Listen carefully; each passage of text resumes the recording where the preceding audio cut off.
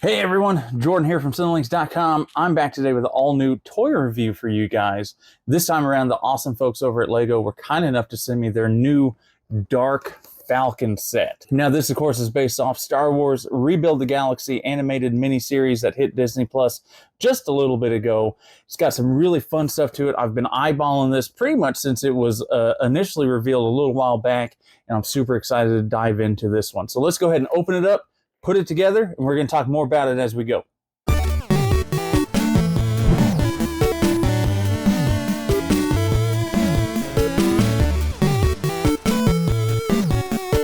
All right, let's talk about the Dark Falcon. I am super excited about this one. For me, I love when the toy companies get weird with their stuff. I don't know if it's just because I've been collecting for so long now that I really enjoy it when they try something different. Like I enjoyed last year's holiday Lego set. I also love those goofy looking holiday figures from Hasbro. There's something about it when they try something new, something different. That's just kind of neat to me. You know, when this first leaked out online, before it was officially revealed, no one even knew that Rebuild the Galaxy was a thing that was coming. I was excited about it just because, you know, I love this what if idea in getting these new and different minifigures. And then, of course, you know, we found out about the show, and the show itself was ridiculously awesome. If you haven't watched it, I highly recommend it. I did a review for it earlier. It's just a neat show. Goes beyond, you know, just the basic what if concept you expect it to do,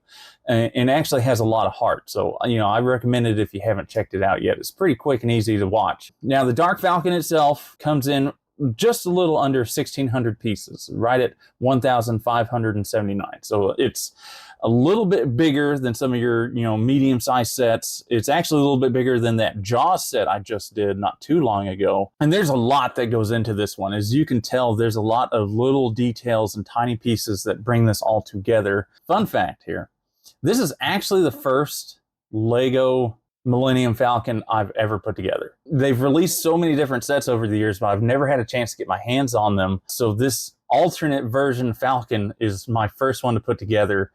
So I don't know if it's a similar experience to the ones they've made before and just some of the colors are different. Regardless, it's impressive how they put certain things together.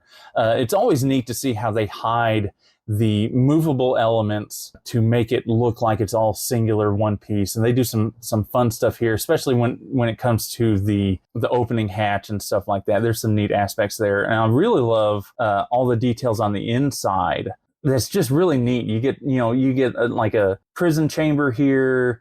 And then instead of the Desirect board, you get this like game console thing that just looks neat and has, you know, a little controller with it and stuff like that. It's just packed with all those little tiny neat details that are just so great for both display purposes and for playtime stuff. Obviously, I'm going to talk about these minifigures real quick because they are super cool and probably one of the main things that fans are wanting to get their hands on. You have evil bounty hunter C-3PO, you have Darth Ray, you have Beach Luke, Darth Jar Jar, of course, Darth Rev, which is the new character from the show, and then you have good guy Darth Vader. It's an interesting assortment, especially because I think like 2 or 3 of these never actually interacted with this ship in the show, but it's a neat combination of minifigures that, you know, definitely is going to appeal to collectors. About the only problem I've had putting together this set is actually with the instructions themselves. I just did that Jaws set, which is roughly the same size,